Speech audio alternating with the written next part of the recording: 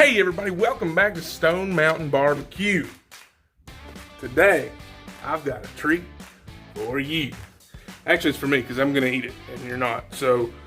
But if you have all the stuff, you can make it yourself. It's super easy, super simple, and if you've seen the title of the video, you already know what it is. We're doing some venison backstraps stuffed with an awesome cream cheese concoction, wrapped in bacon, out on the pit boss. That's gonna be awesome. Let's get into it. Here's literally everything you're gonna need, guys. I have my backstraps marinating in some marinade.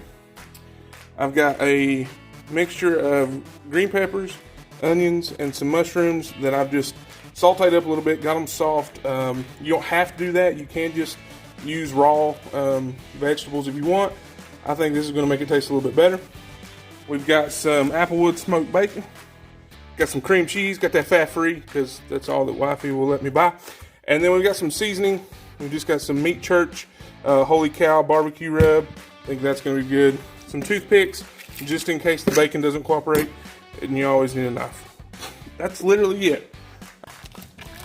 Alright guys, first thing you want to do, the first thing you're going to want to do is take your cream cheese and put it in a bowl.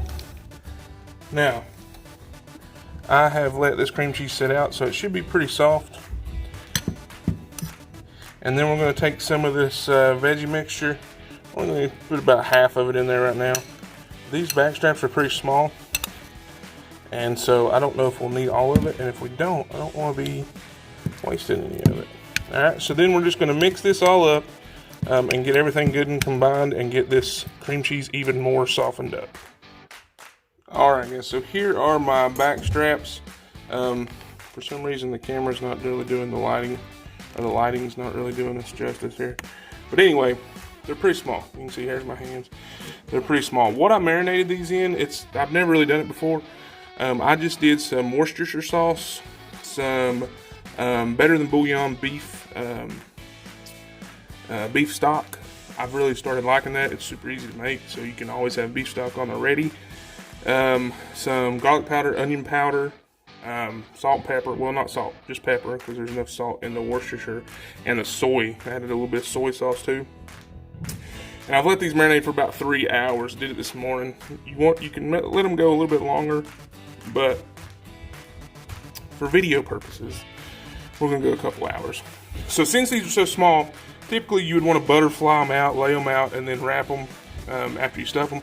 I'm just going to actually make a cut straight down the middle, kind of open it up a little bit, and put as much cream cheese mixture as I can in there, and then we'll wrap it all up with bacon. So once we are good to go on that, I will let you know. A good sharp knife is always good to have here. So once you're done, kind of cutting them open, making you a spot to lay your cream cheese, that's kind of what they're going to look like. Now these back straps were just harvested, I think Tuesday or Wednesday of this week. So they are pretty fresh. I cut them straight off of the dough that I got on Tuesday or Wednesday, I'm pretty sure. And I've let them sit in the fridge, just wrapped up. Now if you want to pack yours and freeze them, and you can use these, a year down the road, that's fine too. I think they're going to be fine. Some folks want to marinate them in buttermilk overnight to try to take care of some of the gaminess. I think we're going to be okay on that with everything that we're adding to this, letting it marinate. I think they're going to be delicious. So let's get this cream cheese added in here, and then we'll start wrapping them up with some bacon. Before we add the cream cheese though, I'm going to go ahead and take some of this Meat Church Holy Cow, and we're just going to go ahead and lay it inside the venison here.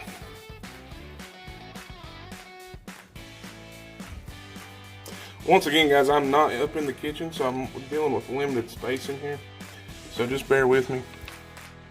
But we're going to take this cream cheese and we're going to lay it in there. Now see how that rub kind of sticks to the cream cheese? That's good, because as that melts during the cook, it's going to get happy and delicious. But that's pretty much what we're going to do. We're just going to add some cream cheese down the center, all the way down, and then we'll come back and we'll wrap it up with some bacon. I'm not going to do a weave or anything like that. We're just going to make them look halfway decent, and get them on the smoker. All right, so we've got our smaller of the two back straps moved over to some bacon. You can see, kind of pinch it up there.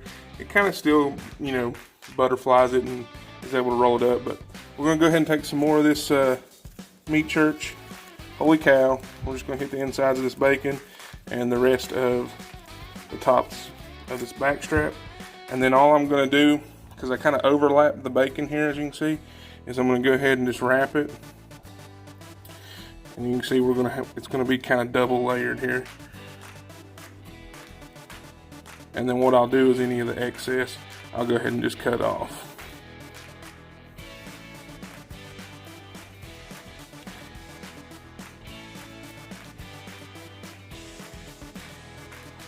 And we'll get fried that. We'll fry that up, don't worry. It won't go to waste. But overlapping it, make sure that you get coverage on everything, and then it kind of makes it easier when you're trying to wrap it up.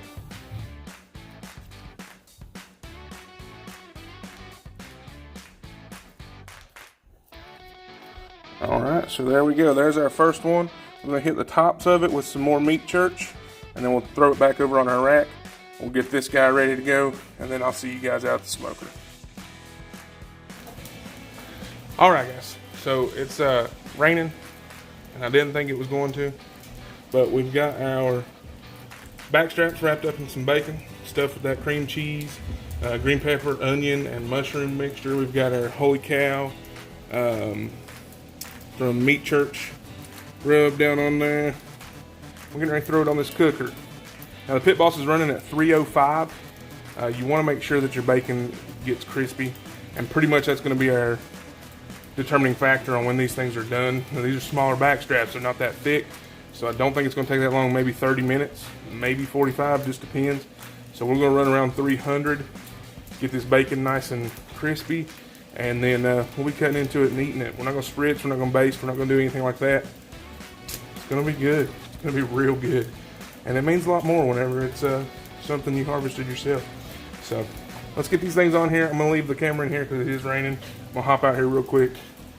There's a smoker, just so you can say you saw it. But we're going to get it on there, and then it's going to be good. See you back in a minute. All right, a rainy day, but we've got some back straps on the smoker. We're going to wait about 30 minutes. We're going to check them. We'll temp them. People eat venison a lot of different ways. Some folks would rather have it well done. Some folks are good with it being medium rare even.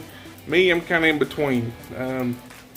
Since I know where this deer came from, since I know how it died, all that good stuff, I'm good with it being about medium. Plus, I'm the only one that's going to eat it because wifey's still doing her vegetarian thing. Which is fine, because we're going to do some recipes for that too. But let me know how you like your venison, deer, meat, however you want to call it. Do you cook it all the way, well done, or are you good with doing it like medium well? Let me know down below. All right, I'm wet. I think these things are done. Like, and they look amazing, legit. Took them off. Cook time was totally like right at 50 minutes. The bacon just wasn't getting done, and I wanted to make sure that it was done. And like I said, I think that's going to give me a good indication of the back straps. Let's take a look at it. We're going to let it rest. We're not going to go ahead and cut into it. We're going to let it rest. I'd like to let it rest like 15 minutes. We're going to go ahead and let it rest. Let's take a look at it though.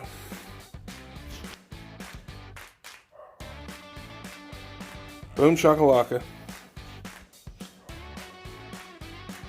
Let me give you a little bit of an actual idea. Okay, there we go. That's more like it. You can see the end there. Focus. Got a little bit dark. That's the actual back strap. Got that Meat Church holy cow rub. Got some of that cream cheese running out. Now, one reason you don't want to go ahead and cut into these two, not only just to let it rest, but it's because if you cut into it right now, that cream cheese is just going to run out. Oh, it looks so good. All right. We're going to let it rest. I'll be right back. We'll see you in a few minutes. Alright, y'all, I've waited as long as I can, which isn't really like 5 or 10, well, 10 minutes.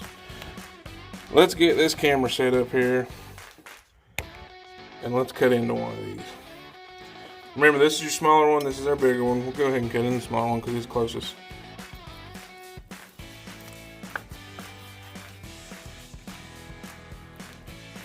Look at that. Oh my goodness, if that don't look good. Let's cut some medallion. Goodness. Goodness. Y'all. My mouth's watering. I'm going to cut some little medallions here. Take some pictures. And then we'll try this thing out. Oh my gosh. Oh, alright. I can't wait anymore. Let's take a bite. These look amazing. I don't know which one to get. Alright. See that back strap in there? Look how juicy it is. Everybody, focus. Focus. There we go. How juicy it is. You've got that melty cream cheese. Got that bacon. You've got that meat church. Holy cow. I'm literally... I don't know if y'all watch Sam the Cooking Guy, but he always talks about that little saliva gland in the bag. It's working overtime right now. This is going to be awesome. I'm going to do this in one bite. I've never tried this holy cow rub, so this is kind of a review of that too.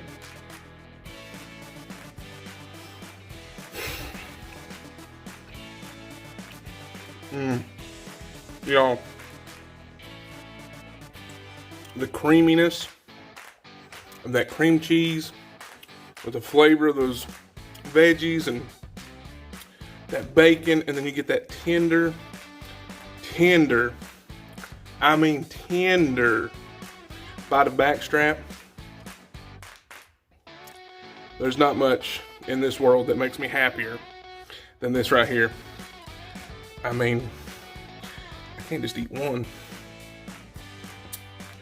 Look at this. Little bits of heaven.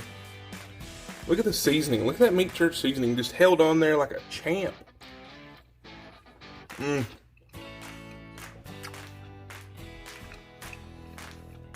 Such a savory, but then you get sweetness from that cheese. And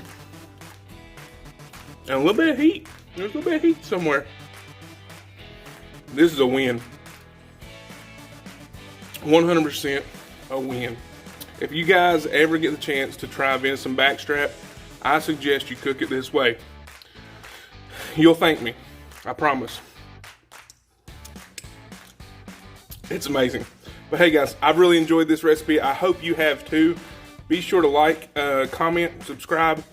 Do all that cool stuff if you want to. If you have a favorite venison recipe, put it down below so other people can check it out, see it, maybe try it out. Maybe I'll try it out. Let me know what you want me to cook next. I've got a whole deer to cook. So, let's see.